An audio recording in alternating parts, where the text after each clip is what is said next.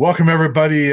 Please be joined by Matt Smith and Matt. We're gonna review a not very good game for the Colorado Buffaloes last Friday night down in Houston. It was hot, it was humid, and Ugh. it didn't turn out well for the Buffs. No, it didn't. It didn't. Just glad to be out of Texas. Number one, I don't know how people do that year round. When I landed, I had the worst trip in. I was delayed a few hours, and then I couldn't get my rental car because it was so late. By the time I finally checked into the hotel, it was like 90% humidity. I looked at my phone and it was like 87 degrees. I was just sweating. So it was just awful. I walk into the hotel to check in and I say to the woman, I go, "How do you guys do it down here?" And she's like, "Oh, this isn't bad actually." And I was like, "Okay." Like it's too much. How? Yeah, Yes, I'm glad to be home. It was not a good game for the Buffs. Major wake up call, I think, for everybody inside the program, judging based upon Coach Prime's reaction afterwards. It'll be interesting to talk to him tomorrow. But yeah, major wake up call. yeah. And first thing, since you mentioned Coach Prime, I mean that was as discouraged as I've seen him in a post game since he's been at Colorado. And you know, 2023, obviously there was a lot of not good games, right? But Yeah. there was always that. I mean, he had the line against, after Oregon saying, get us now because this is as bad as we're going to be. There was always that belief that, like, and they proved it last year, was that, yeah, Yeah. sure, fine. We're going to struggle this year, but we're coming. Just wait. This was more of like, Ruh-roh. really? Like, Yeah, it was uh-oh, a we're not as good as I thought we were going to be. yeah, I agree. I agree. He was as confused as I've seen him so far. There were some, rough moments like he was, sick as a dog after the Washington State game in 2023 and that Yeah. was a rough one, but again, a different vibe. This was one where it was like, "Oh boy, there's no easy fix and there's like nothing coming around the corner that I think this is going to get better quickly to meet our standard. Like we've got a lot of work to do." A Yeah. lot, and I probably need to change my lens on the season was kind of how I took it. But at the same time, I know that he's incredibly disciplined in compartmentalizing week by week by week. One thing that they have not struggled with at all since he's been here is like overlooking somebody or looking ahead. That is one thing I give them a ton of credit for. It's always a singular focus, so that part Right. doesn't really concern me about them. Yeah, it's more of just how do they play that night. And uh Friday night, I agree with him. I mean, it was stunning and not what you expected out of that team. I know you and I both come back and watch the game and we have our thoughts on what went on down there. And let's start with the obvious one, which is quarterback. Um, Ryan Staub was not good the other night. He gets the start. He goes from being third string the week before to all of a sudden he gets to start in the conference opener on the road. And that was my concern going into last week was, hey, I think it's very different starting the conference opener on the road as opposed to coming off the bench against Delaware, that didn't even know you were going to play. Um, and it kind of played out that way, Matt. I mean, Ryan Staub was not good the other night. And I think he saved himself a little bit with those two late touchdown drives in the first half. Otherwise, I think I would guess he would have been pulled at halftime. Yeah. If that doesn't happen, but overall, not very good. Yeah, he battled though to get him back into a Mhm. position at half. And I asked him Yeah, about that afterwards. I was like, "Look, I mean, you guys are down two at half. You've got some momentum. You had to be feeling pretty good. You look at the sideline, you watch well off, like the vibes are high on the sideline at that point. Feels like, okay, finally we got a little bit of rhythm. They let him go 2 minute drill. He was working the clock. He was just reading and reacting because I thought there was a lot of thinking. Coach Prime went up to him right before that first touchdown drive, was like, "You got to get back to having fun. You're thinking way too much." And he yeah, did say there was one moment where Coach Prime went up to him and he's like, "Okay, so what do you want here? What do you see?" And it was almost as if like he was that was a conversation he would have had with Shador. It's like, "Okay, what do you want here?" "Oh, I want this, I want that, I want these guys." And it's like, stop. And I think Staub's line was, whatever coach calls, I'm good with it. It was yeah, like, okay, you could tell there's the youth and inexperience. And again, it was part of what we said because Ryan played well, and we can make the argument for him to have gotten that start, right? As we did in our last podcast, or at least from Coach Prime's perspective, there was a it wasn't like it was for no reason, is kind of my point. If it was just, Ryan was practicing well and all of a sudden here's Ryan Staub, it was like, no, he got an opportunity and he played well. And the other guys, Coach Prime didn't feel were playing all that well. So Staub got the opportunity. Yeah. That's at least, how we described it last week. And, we went into more detail than that. But the other part of it was, it didn't mean that Staub had earned the job. It didn't mean that there wasn't anything to prove for Staub. This was just another opportunity. And he Yeah. didn't really seize this one. They did a good job battling, but the problem was it was just way too inconsistent between the good moments to the point where you're back at the drawing board now, moving forward. And I will say, like, Staub didn't have as many reps as these other guys did in camp. No one should have expected him to come out and have been a world beater. However, he could have been and probably should have been better than he played. Now, it wasn't because of a lack of understanding of what they were trying to do, which it's sometimes I feel like that in the very small sample size has been Caden's problem. The problem was just execution, right? It was execution, it was Yeah. bad throws and Mhm. missing things. And so that's why you are kind of back to the drawing board now. And we don't know what the plan is for this week, but I do think it's going to change because that second half was pretty bad. Yeah. And there was a lot that he could have done better. And last week, what we said last week was, look, we didn't think Caden had done anything to lose the job, Right. but Staub had, you know, played so well, and I didn't agree with that. I would have gone with Salter, but I understood where Coach Prime was coming from, saying you ride that wave with Staub, right? Hmm. I look at it this way, I'm like, Staub absolutely did stuff to lose the job the other day. I mean, he should not be the starting quarterback going forward, in my opinion. I mean, for a lot of reasons. I mean, you have to get him in a 2-minute drill for him to look comfortable, and you can't do that all the time. I wrote this down. Third down, he's 2 for 11, two interceptions, one first down. And the one first down he got on a third down throw was, and I give him credit, he made a play, but that was that shovel pass to Amarion. And that's one where Coach Prime last week, he's like, I need the quarterback to make 3 plays a game. That was the one, right? I give him credit for that, but that's the one first down he got on 11 Yeah. third down throws, Matt. Yeah. That's terrible. And Yeah. I just he's third string for a reason going into last week, in my opinion. And to me, when a quarterback is benched, it's because they're turnover prone. There's a lot of mistakes going on. I look at this situation right now, and I'm like, this is the oddest benching I think I've ever seen. Like, Caden Salter was not playing poorly. This is a kid that had you, and I know we're looking hindsight now. We're now 2 weeks past that. Georgia Tech is now clearly a top 20 team and an ACC front runner, and he had you in position to beat that team. I know he made mistakes and he was nervous. And then he comes out the next week, he stakes you to a 10-0 lead, and then you pull the plug. He didn't do anything wrong. And I don't understand why he was benched and why everybody's like, well, now what do we do? Like, go back to Caden Salter. Caden Salter was playing just fine. Yeah. Again, I think he was just fine. Like that's Yes, that's the but the others haven't been. well, Staub was okay at Delaware, At but Delaware, fine. we don't have a big sample size to go off of. I understand Right. your perspective. Delaware is an FCS team. I get it. Like I Right. I get where you're coming from. And I know, And and yes, so to correct people, we know they're an FBS team. They're basically an FCS team. right, right. But Right. my point is like I understand. I don't feel as strongly that Salter was playing all that well, but the point remains the same that he really hadn't done anything to lose it. So Yeah. that is where you really don't mind having to go back to him, especially because I really don't think there's that big of a difference between the two. But there's some stuff that popped up in this game that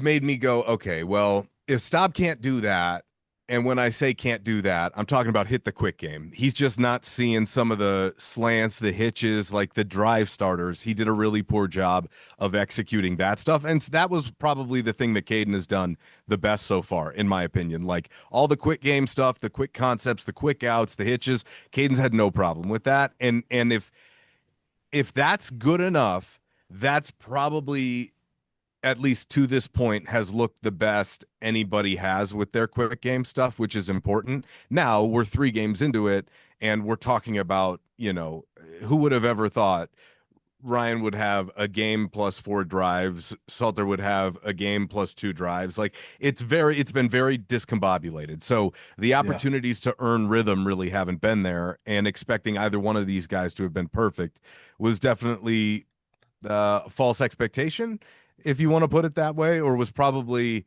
wishful thinking, is probably the better way to say it. Well, and yeah, but I would say this as far as the difference between the two.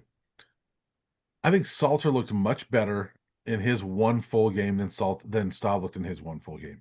I would agree with that. And Yeah. I think Salter did it against a much better team than Staub did. And Yeah.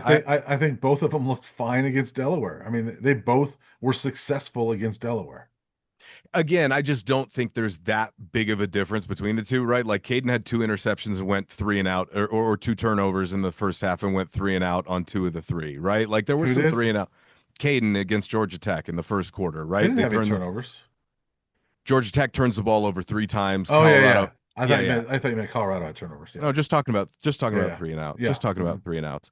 Here's the story. Staub's reading things the right way. He's young and he's inexperienced and he's learning, but he does know what Pat wants to do. He's just not a dude. Nobody Yeah. ever accused him of being a dude, right? Like Mhm. it's never been on the table for Ryan Staub. The only reason he's ever even been considered is because the other group, the other two are just okay right now, and certainly just okay is better than what Staub was the other night. So like, there's no argument there. The other part is Pat Shermer knows him, okay, and they don't have an offensive coordinator who is incredibly experienced in calling the type of offense that Caden Salter runs. And I think that was also pretty evident to Coach Prime. Like they don't. It will get better for Staub if you stay with him. I believe that. How much better, and is it worth it? And when does it get better? Those are all very valid questions. So But look, I know you're making a point, but don't yeah, you yeah. think if you stick with Salter, it gets better too? Maybe, maybe. I just don't know how much. And again, I don't know how much with Staub either, which is why I think Uh, it's very negligible for me. Staub is never going to be the guy. He's just further along than Juju, which is why he got that opportunity, right? The difference, and or not necessarily the difference, the part where I believe they're both the same is neither one of them are good enough to elevate the guys around them, right? Like I don't think either one of them will elevate the play of either one. Now it matters if you can execute what's called. And I think that while Ryan probably has a better understanding of what they're trying to do, he failed in a really big opportunity for him to execute in those crucial moments. And, I mean, Caden, he came back and he made a touch. He scored that touchdown drive on the scramble to, cut it to a 1-score game against Georgia Tech. And, there is a little bit of something there. The difference is, and I think it really played out. Staub was inaccurate on some of those throws against Houston, and that was what he held over Caden. Like his accuracy against Delaware looked pretty good. His mhm. accuracy against Houston did not, and to the point where if it's that negligible with the escapability factor, you probably give the edge to Caden there. That's number one. Um, But but Caden was pretty accurate against Delaware too. not on the second drive. He missed 2 throws at the end. Like there's a reason He he got missed a taken couple. out. I'm just saying, there's a Yeah, reason. We have a very small sample size. yeah. Um, if you go back to Caden, the only way you should do it, in my opinion, is if you're going to fully commit to that offense. Like we haven't seen Caden with that offense. You should be running the ball 30 times a game with Caden Salter in there. That is the way to take advantage of him. Play action shots, quick game, pound the rock. Coach Prime doesn't really want to run that offense, if we're just being honest. Like, that's not really the offense. And I don't think that CU really has the line to be really good at it. But I think that's the best way to make Caden Salter work, is to really commit to the RPO and the running game. If you're not going to run the ball 30 times a game, I think you should probably just stick with what you have, get everybody accustomed to the offense, and then at some point you'll put Juju in there, who's going to run more of the offense that Staub's running than Salter's running. I mean, that Yeah. that is the one part. But with Salter, you need to fully understand who he is and play to his strengths. And I just don't think that's where CU's most talented. They've got all their receiving talent on the outside. However, I don't think either one of these guys right now you can really trust to get these players the football consistently. So Yeah. you have to go with what you think is going to be the strength of your quarterback and building around it. And I think for Salter, it's going to be the RPO. Let him run the read option, 15 times a game where it's, out of shotgun and you're handed, what am I going to do here? They've had Salter out of a lot of pistol so far early. And I think that is, it's just not like his game, in my opinion. I went back and watched a lot of the Liberty stuff when he's running a lot of that. Am I going to yank it or not? It's out of a different formation. That's number one. The other thing I was going to say, there's a lot of people obviously talking about Pat Shurmur and the offensive coordinator. I want to bring this up really quick. Change for change sake this year isn't going to do anything. The only guy in the building that you could possibly hand play calling duties to is Brett Bartoloni, as far as I know. And Coach Prime already took him out of that job. He's been around Coach Prime for years now. Coach Prime knows what he has in Coach Bartoloni. And in fact, he's fallen so far down the totem pole, he's a tight ends coach. Now they gave him the You passing can do game Jason coordinator Phillips title too. back. You can do Jason Phillips too. Has he called plays? Yep. Where? Jackson State for Deion Jackson's. Sanders. Yeah. Oh, was it Jackson State? Oh, that's my fault. I didn't even realize that. Oh, he did in 21, In 22, fact, I right? think he replaced Bartoloni. Was it he did 21 or 20 because there was a year between, right? I can't remember the order, but I wrote it down. Either way. Okay, so you've got those two. Coach Prime knows what he has in the building, and they've done it before. If that's something that he wants to do, he can do it at any Actually, point in time. Bartoloni replaced Phillips. That's what I thought it was because there was a year in between, which is Yeah. why. Because Bartoloni was the OC the last year at Jackson State, right? Yeah. Yeah, that's what I thought. Anyway, my point is that um, he knows what he has there, and either way, both those guys are still going to be calling Pat Shurmur's offense. That's exactly what Pat Shurmur did with Sean Lewis. And I'm not saying that eventually we don't get to the point where you make a change, but change for change sake, I just don't think the personnel exists on the staff to really have an upgrade there. It would just be a Yeah. change. That's that. The only the only other upgrade would be, if you went with Byron Leftwich, but I'm not sure I don't he's even really around. I I don't don't even know know. if he's there. I haven't seen him in a couple weeks And he's in a not week or two. he's never been officially hired. Yeah. He's been around, but he's not really officially on the staff. So So going to Salter, here's what I would do. Okay. 1-2 reads and bail and go. You're giving him a 2 read look and then just tuck and go. Play action, RPO, 12 personnel, Smalls and Atkins on the field because Atkins is having a really hard time blocking in line. Smalls isn't much better, but I think you have to pull one of the receivers off the field at certain points in time and line Atkins up in the slot and use him over the middle of the field to try and take advantage of his mismatch opportunity. Like you just have to go that route, which is why in the summer we were talking about, okay, you're going to need another tight end at least. yeah, You're going to need something else to utilize that right to do what Salter's good at. And I think with Salter, the offense has to be premeditated, right? The looks are he's gonna know where he's gonna need to go with the ball before the snap yeah, before the snap of that play. And I think we saw that against Delaware because Shurmur made those changes effectively, and it worked to the point where you're pounding the table for him because it looked clean enough in the quick game that they moved the football down the field. Now they got stopped on the second drive and he missed a couple of longer throws, but I think that's the most efficient way they're going to be able to stay into second and manageable and third and short. And that's one thing that Staub did not do well was get them into manageable situations in right. high leverage situations. He's just on the high dive on 3rd and 10 and he's already kind of swimming in it as it is. I don't know that Salter's going to be a ton better at that, but I do think that Salter will be able to keep them into more third and manageable situations, which I think Right. is going to be really important. You probably don't end up having much of an intermediate passing game, except for maybe some drags or some overs. But if you're going to do that, you build around him. But you have to look at the schedule too.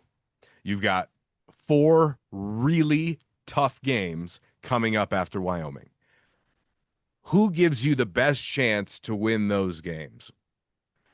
Well, it's probably Salter because he's been in some bigger moments and he's got that ability to escape the pocket and extend some drives and keep you into third and manageable that way. And that is one thing that I think Staub failed at. Now, Salter's got to run a cleaner operation. Like there was a lot of procedural stuff that they need to clean up, but hopefully with more reps, he can get better. To your point, that's the one area that I think it can get better. And if the operation smooths up a little bit, you should be all right. Now, those 4 games, BYU, TCU, Iowa State, and Utah, Colorado's going to be double-digit dogs in every one of those games. Right. So I think that Salter has an opportunity up till the Arizona game, which would leave. I personally believe CU is going to go 0-4. I know fans probably be upset, and you can disagree with me if you want. I just think as of right now, there is no universe in which I would predict them to beat any one of those teams. If they do, it will be beyond something I that think I'm you're. I think to anticipating. put BYU in that category right now Fine, is fine. Even whatever. though they're 3-0, right? Well, I think they're they're 3-0. 2-0, and 2-0. they 2 killed 0. Portland State, and they beat a bad Stanford State team. But I mean, But we also whatever. said that about Rice and Stephen F. Austin, and then Houston came out and beat the snot I out of get CU. it, So I'm just but saying, I think on tape they look like a much better team.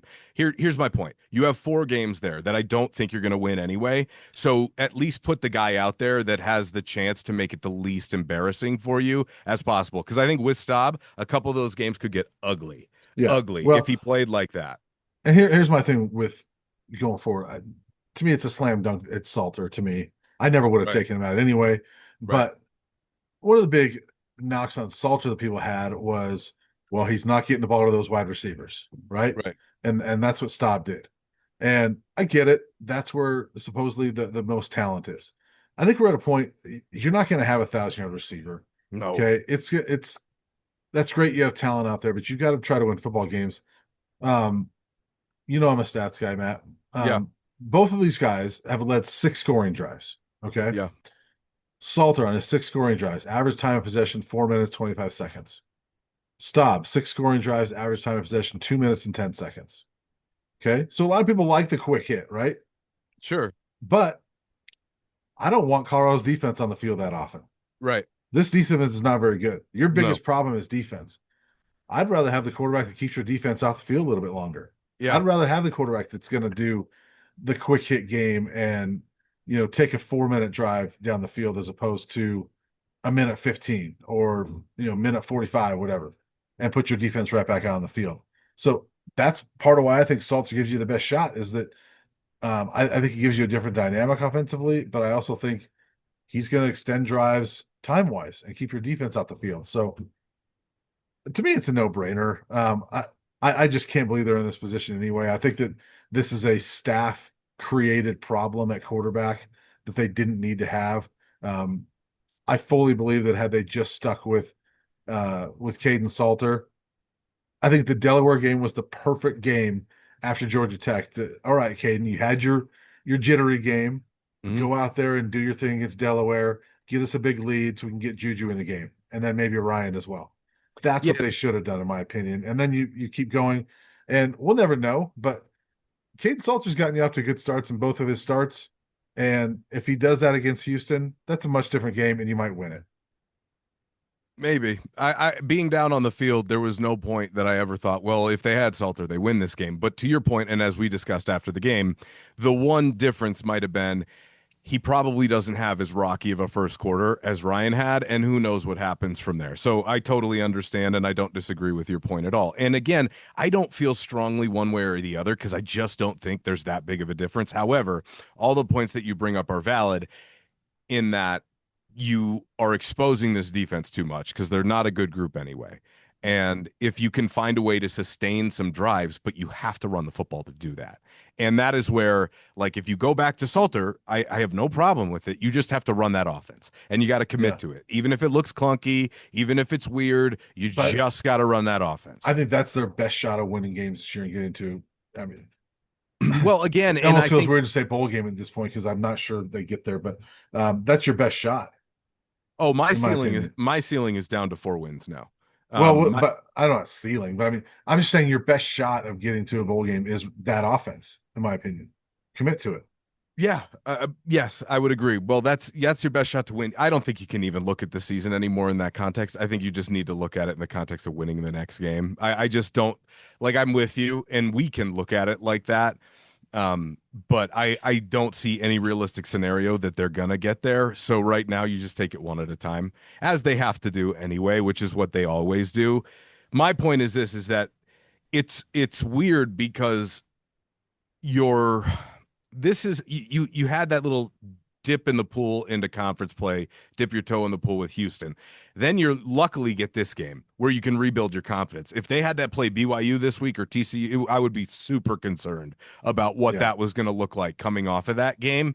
However, I think now you have one opportunity to try and install what you want and get a little bit of confidence back before you got to play for either way, whether or not you think BYU is a winnable game. It's a tough game. They just played BYU less than a calendar year ago. It's a really well coached Very, football very team. different football team, though. Right, but it's very well coached. I mean, It Kalani is. Sasaki Yeah. does a very good job. Yeah. I mean, let's not discredit them there. I mean, they may have Bear Bachmeyer. They still have some talent on that football team. So, the way I look at it is this: you have 5 games, maybe 6 coming up, depending upon what happens. You've got your Wyoming game, you got the really tough 4-game stretch with BYU, TCU, Iowa State, and Utah, which is tough. I mean, they're just tough games.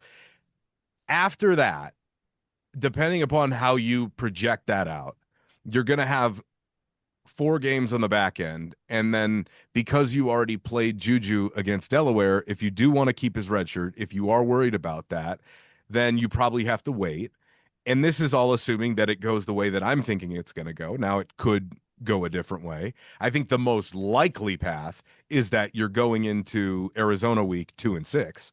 I think that's the most likely path. I'd be very surprised if they're not, but cross that bridge when you get there. The point is, here's your 5-6 weeks, Caden. Like, we're going to run your offense. We're going to do it your way, but you got to be better than you were, because otherwise I will play both of you guys. Like, I think that's what Coach Prime's approach will be, because I don't think there's a point where you just don't need to play Caden anymore. You might as well just play both. I know he talks about not wanting to play musical chairs at quarterback, and you and I have said we're not fans of platooning. There's no way. Maybe you just have to at a certain, maybe you get to that point, but you should at least give Caden the opportunity against some bigger teams at this stage if you want to win those games to do it his way and see, because you brought him in for that reason. You know, maybe you shouldn't have. Maybe you should have went a different direction with that player, and maybe you should have gotten a younger guy or somebody who stylistically fits more. That was their pick. I just think for them, Caden's underwhelmed a little bit, but now their backs are against the wall because they don't feel like they have a great option, and it's going to be what Coach Prime feels he can trust. Now, I don't think pride or ego are going to get into the way of this at all. He's going to put out there whoever he feels is his best option. Don't you? Yeah. But I think it's interesting, and you're not the only one that says it, but to say that the quarterback that gave you a shot against Georgia Tech and staked you to a nice lead against Delaware has underwhelmed. I'll take that underwhelming every time from a quarterback, to be honest with you. There's a lot, and maybe we're coming from who we've been covering for all these years, but there's a lot of quarterbacks that couldn't do that at Colorado, and I'll take how underwhelming he's been. And I'm not that you're not the only one that said it. I just don't get it with Kane. I don't understand why people are so quick to move on from him and they're ready to. Well, now we got to play. Let's just go with Juju. Like, Caden Salter has played fine. He's been fine. I would go with that. So, But he's um, been fine in a 1-year rental, and I think that's the problem. I hear you, and I'm not saying that he has done anything to lose the job ever, ever, ever. You definitely feel stronger about it than I do. There's no question about that. Either way, I don't care. but when They you could start. signed They him, could you knew start it. Salter. They could start Staub. I think they thought he'd be better than he's shown them when they signed him. That's what I think. I'm I not saying guess. it's accurate, but there's a reason why Coach Prime moved on from him. Like, there's a reason why Coach Prime gave Ryan Staub a start in their very first conference Yeah, game. I don't understand the reason. Is what I'm saying. It's like I just I think understand. I think their bigger problem is defense, which we haven't even talked Yes. about. And I think it's a coach created controversy at quarterback that has Okay. not been necessary. I just think had they been riding Caden Salter, you might be 2-1 right now. Um, and I think everybody would be just fine with it. I don't think there'd be any complaints about the way Caden Salter would be playing. I mean, he hasn't turned the ball over. He's led you to scoring drives, you know. So Okay. anyway, defensively, um, we've only got a few minutes. I got to get out of here and go pick up my son in a few Yeah. minutes. But defensively, obviously, it was not great, Matt. I will say after watching it, I was telling you the run defense, in my opinion, was not as bad as I thought it was that night. And here's why I say that is because Yes, they gave up 209 yards. Houston needed 53 carries to get there. One of them was that 49-yard run by Connor Wegman, the quarterback. You take that out, 52 carries for 160 yards. That's only 3.1 a carry. I'll take that. I think their run defense was a little bit better than what we thought that night. Now they didn't get any stops on 3rd and 1, 4th and 1, and you need some push there. But Houston's big plays came in the passing game. I mean, they would hit the Buffs with some passes. Um, I think that's my main takeaway was that this defense is giving up too many big plays. I thought the other night they were in the passing game, not as much as the running game. How many, out of curiosity, I don't know this. How many TFLs did CU have the other night? 4. So they're not getting TFLs, but I think they were doing a nice job of getting 1 yard, stopping for 1 yard runs, 2 yard runs, 3 yard runs, things like that. Yeah, I think that you have a real major personnel problem defensively, and it's not Yeah, that you're playing the wrong guys, it's that you don't have good enough guys. yeah, Linebacker's a disaster. I mean, it's an abject disaster, and safety's not much better, which are the two positions defensively we were worried about, and it's yeah, killing them. It's yeah. just Mhm. killing them. We And we've like been you, saying since March to that line March, inside linebackers are a red flag for us, and yeah. you know people And they didn't really disagreed. grab anybody. They got Sean Myers in the spring, which thank God they have him now because You and I were texting. Sean Myers might be their best linebacker right now. he probably should be I th- I think I think he's got to play. the closest thing to an every down backer that they have, Mhm. because in the running game they're so poor at tackling at the second level. Yeah, Reggie Hughes is a freak athlete, but he's just not making plays.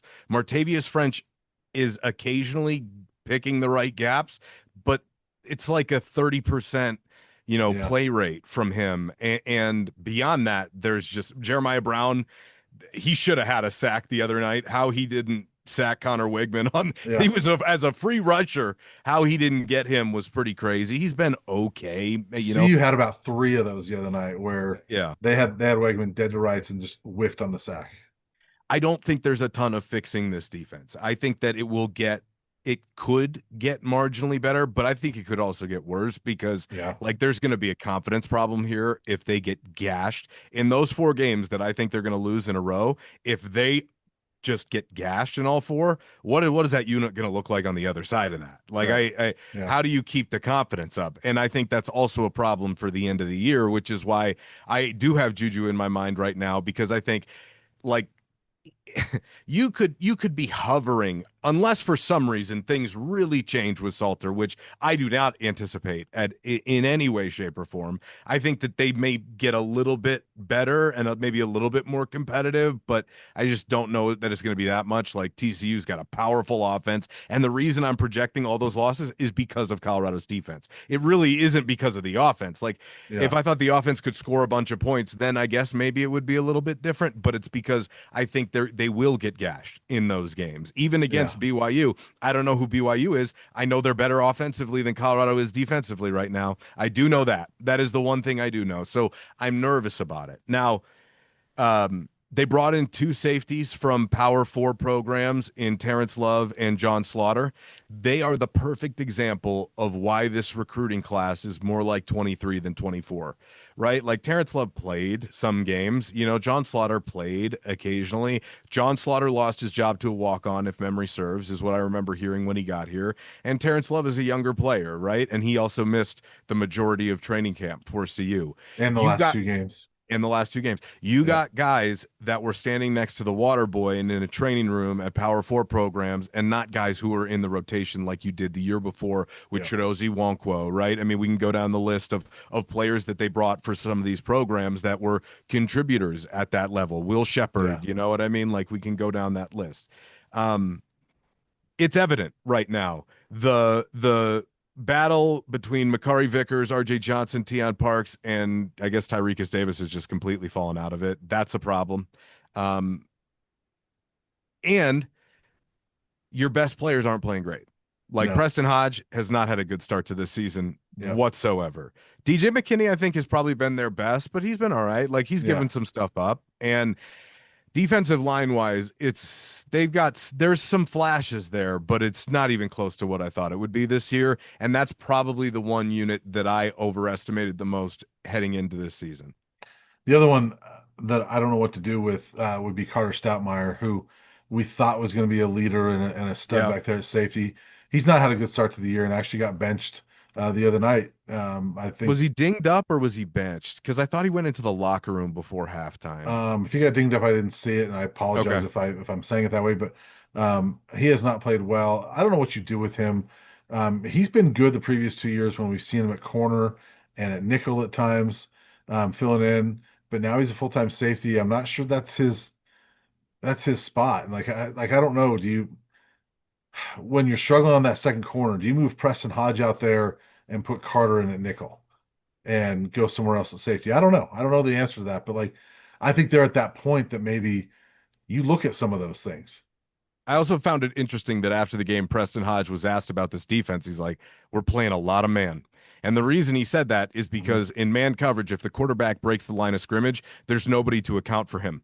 Like Yeah. everybody else is covering down the field. And I don't know that they have the players to execute that this year. I wonder if you try and run a little bit more zone and just live with, maybe being beat over the top a couple of times if it means keeping everything in front of you. I don't know. I'm not a defensive coordinator. I'm not going to Yeah. claim to know, right? And the one thing I know about Robert Livingston is he'll try anything, right? Like I don't think that Coach Prime is restricting what he can and cannot call. So I imagine we'll see a little bit more defensive experimentation. I also think they need to take more calculated risks on both sides of the ball, even if it means gambling a little bit more and maybe you do get burned. Blitzing a little bit more often. They had some success when they were able to turn up the heat on Connor Wigman the other night. And then more calculated risks down the field, more shot plays, more intentional plays that you're setting up. It's just they're having a hard time laying the groundwork to set some of that stuff up. The other So, thing is when you take that shot and you do blitz and you got the sack and you got Connor Wegman and dead to rights, tackle him. yeah, You can't miss the sacks like they did the other day. yeah. As Coach Prime said, they're just not making plays. And Right. that's what's really frustrating. There are some plays there to be made. How do you coach them into making plays? Some guys just kind of Yeah. have it and some guys just don't, which is where, I called this team in my post-game video the other night average. That was probably a little bit too generous for where they're at right now. They're probably below average. And it doesn't mean they will stay that way, but it is the most likely trajectory based upon what we've seen to start the season through a third of the Yeah. season. Yeah. Well, last thing before we get out of here, Matt, we're not talking much about Wyoming, but do the Buffs get a win this week? I think they Yes, do. yeah, yes, yeah. I mean, Wyoming's not very good. They don't have an offense. Their offense is so bad. Their defense is I gritty, but their offense is They awful. might do a little more against this defense if the Buffs aren't any better, but I think the Buffs win this one going away, like a 31-13 type of deal. What do you think? They better. Yeah, Otherwise, oh boy. But I mean, how much worse could it really get? yeah, It would be incredibly embarrassing to lose this football game, but yeah, as far as like margin of victory, you need to be dominant. yeah. Awesome, Matt. We'll see you later on this week. All right, buddy.